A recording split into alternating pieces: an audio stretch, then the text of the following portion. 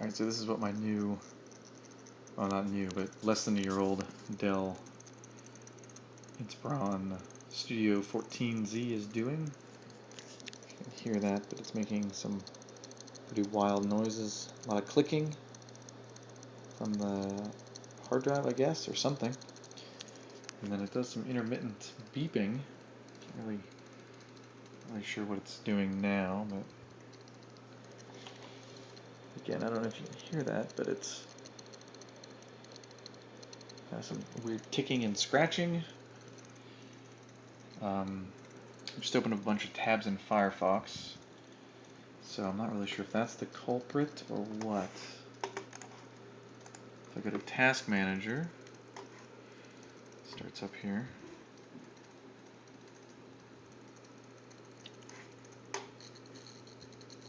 Oh. Making more noise. Alright, so it's at 90%, or was at 90% usage. It's down to 50 now, going up to 60.